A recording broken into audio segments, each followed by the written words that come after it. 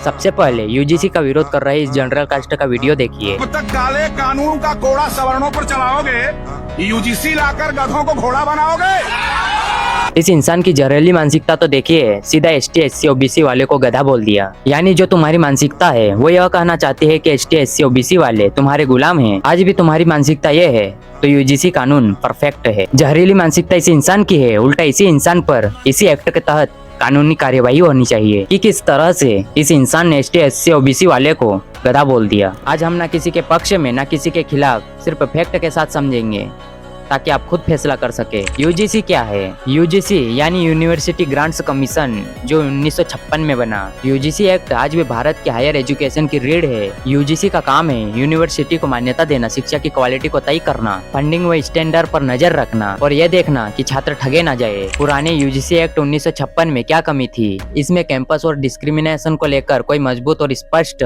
System नहीं था। 1956 में शायद यह समस्या इतनी खुलकर सामने नहीं आई थी, लेकिन आज हालात बदल चुके हैं। 2026 के नए यूजीसी इक्विटी रेगुलेशन 2010 के बाद कई दर्दनाक घटनाएं सामने आई। रोहित वेमुला और पायल तड़वी जैसे केस देश को सोचने पर मजबूर कर दिया। सुप्रीम कोर्ट ने खुद कहा कैंपस में जाति आधारित भेदभाव रोकने के लिए यूजीसी को मजबूत नियम बनाने चाहिए। इसी बैकग्राउंड में 2026 के इक्विटी रेगुलेशन लाए गए। एसटी एससी ओबीसी के छात्र के लिए इस यूजीसी इक्विटी रेगुलेशन के फायदे समझना जरूरी है। कैंपस में जाति या ट्राइब के आधार पर भेदभाव रोका जाए, शिकायतों को दबाया न जाए और कमजोर छात्रों को एक संस्थागत सुरक्षा मिले। यह उन छात्रों के लिए राहत हो सकती थी जो डर या दबाव में शिकायत नहीं कर पाते थे। लेकिन जनरल कैटेगरी को भी चिंता है, किसी पर झूठा आरोप लगेगा तो क्या होगा? क्या इससे मेरिट और इक्वालिटी प्रभावित होगी? ये सवाल नफरत से नहीं, अनिश्चित भविष्य के डर से आए हैं और यही कारण है कि इस पर विरोध हुआ, PIL फाइल हुई। इसलिए 29 जनवरी 2026 को सुप्रीम कोर्ट ने 2026 के नियमों पर स्टे लगाया। कोर्ट ने कहा कुछ प्रावधान स्पष्ट नहीं है, दुरुपयोग की संभावना है, समाज में अनावश्यक विभाजन हो सकता है, इसलिए फिलहाल में 2012 के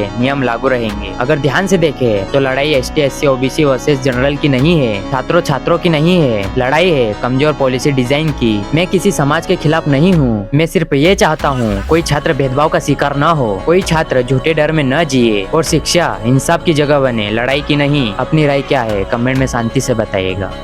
जय जोहार।